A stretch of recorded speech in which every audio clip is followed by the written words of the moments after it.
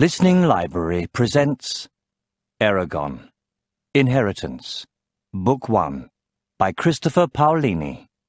Read for you by Gerard Doyle. Prologue. Shade of Fear. Wind howled through the night, carrying a scent that would change the world. A tall shade lifted his head and sniffed the air. He looked human, except for his crimson hair and maroon eyes. He blinked in surprise. The message had been correct. They were here. Or was it a trap? He weighed the odds, then said icily, "Spread out. Hide behind trees and bushes. Stop whoever is coming, or die." Around him shuffled 12 Ergons with short swords and round iron shields painted with black symbols. They resembled men, with bowed legs and thick brutish arms made for crushing. A pair of twisted horns grew above their small ears. The monsters hurried into the brush, grunting as they hid. Soon the rustling quieted, and the forest was silent again. The shade peered around a thick tree and looked up the trail. It was too dark for any human to see, but for him the faint moonlight was like sunshine streaming between the trees. Every detail was clear and sharp to his searching gaze. He remained unnaturally quiet, a long, pale sword in his hand. A wire-thin scratch curved down the blade. The weapon was thin enough to slip between a pair of ribs, yet stout enough to hack through the hardest armor. The Ergons could not see as well as the shade. They groped like blind beggars, fumbling with their weapons. An owl screeched, cutting through the silence. No one relaxed until the bird flew past. Then the monsters shivered in the cold night. One snapped a twig with his heavy boot. The shade hissed in anger, and the Ergons shrank back, motionless. He suppressed his distaste. They smelled like fetid meat, and turned away. They were tools, nothing more. The shade forced back his impatience as the minutes became hours. The scent must have wafted far ahead of its owners. He did not let the Ergons get up or warm themselves. He denied himself those luxuries too, and stayed behind the tree watching the trail. Another gust of wind rushed through the forest. The smell was stronger this time. Excited, he lifted a thin lip in a snarl. "Get ready," he whispered, his whole body vibrating. The tip of his sword moved in small circles. It had taken many plots and much pain to bring himself to this moment. It would not do to lose control now.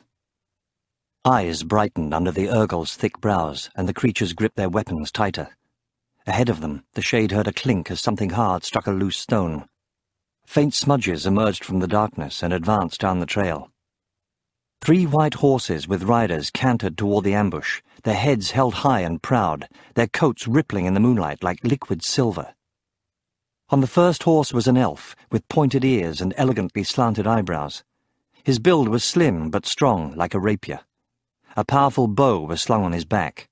A sword pressed against his side opposite a quiver of arrows fletched with swan feathers. The last rider had the same fair face and angled features as the other. He carried a long spear in his right hand and a white dagger at his belt. A helm of extraordinary craftsmanship, wrought with amber and gold, rested on his head. Between these two rode a raven-haired elven lady, who surveyed her surroundings with poise. Framed by long black locks, her deep eyes shone with a driving force. Her clothes were unadorned, yet her beauty was undiminished. At her side was a sword, and on her back a long bow with a quiver. She carried in her lap a pouch that she frequently looked at, as if to reassure herself that it was still there. One of the elves spoke quietly, but the shade could not hear what was said. The lady answered with obvious authority, and her guards switched places. The one wearing the helm took the lead, shifting his spear to a readier grip. They passed the shade's hiding place and the first few Ergons without suspicion. The shade was already savouring his victory, when the wind changed direction and swept toward the elves, heavy with the Ergol's stench. The horses snorted with alarm and tossed their heads. The riders stiffened, eyes flashing from side to side, then wheeled their mounts around and galloped away. The lady's horse surged forward, leaving her guards far behind. Forsaking their hiding, the Ergol stood and released a stream of black arrows. The shade jumped out from behind the tree, raised his right hand, and shouted, Gajla! A red bolt flashed from his palm toward the elven lady, illuminating the trees with a bloody light. It struck her steed, and the horse toppled with a high-pitched squeal, ploughing into the ground chest first.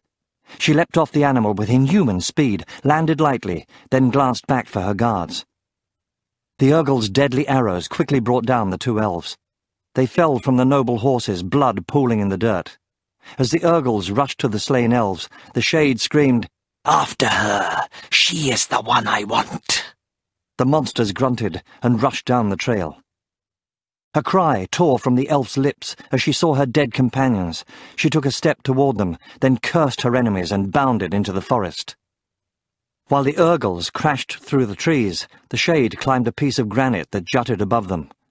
From his perch he could see all of the surrounding forest. He raised his hand and uttered, "Boetk Istalri," and a quarter-mile section of the forest exploded into flames. Grimly, he burned one section after another until there was a ring of fire, a half-league across, around the ambush site. The flames looked like a molten crown resting on the forest. Satisfied, he watched the ring carefully, in case it should falter. The band of fire thickened, contracting the area the Urgels had to search. Suddenly the Shade heard shouts and a coarse scream. Through the trees he saw 3 of his charges fall in a pile, mortally wounded. He caught a glimpse of the elf running from the remaining Urgels. She fled toward the craggy piece of granite at a tremendous speed. The Shade examined the ground 20 feet below, then jumped and landed nimbly in front of her. She skidded around and sped back to the trail. Black Urgel blood dripped from her sword, staining the pouch in her hand. The horned monsters came out of the forest and hemmed her in, blocking the only escape routes. Her head whipped around as she tried to find a way out. Seeing none, she drew herself up with regal disdain. The Shade approached her with a raised hand, allowing himself to enjoy her helplessness. "Get her." As the Urgels surged forward, the elf pulled open the pouch, reached into it, and then let it drop to the ground. In her hands was a large sapphire stone that reflected the angry light of the fires. She raised it over her head, lips forming frantic words. Desperate, the Shade barked, "Gajla!" A ball of red flame sprang from his hand and flew toward the elf, fast as an arrow, but he was too late. A flash of emerald light briefly illuminated the forest, and the stone vanished. Then the red fire smote her, and she collapsed. The Shade howled in rage and stalked forward, flinging his sword at a tree. It passed halfway through the trunk, where it stuck quivering. He shot 9 bolts of energy from his palm, which killed the Urgels instantly, then ripped his sword free and strode to the elf. Prophecies of revenge, spoken in a wretched language only he knew, rolled from his tongue. He clenched his thin hands and glared at the sky. The cold stars stared back, unwinking, otherworldly watchers. Disgust curled his lip before he turned back to the unconscious elf. Her beauty, which would have entranced any mortal man, held no charm for him. He confirmed that the stone was gone, then retrieved his horse from its hiding place among the trees. After tying the elf onto the saddle, he mounted the charger and made his way out of the woods. He quenched the fires in his path, but left the rest to burn.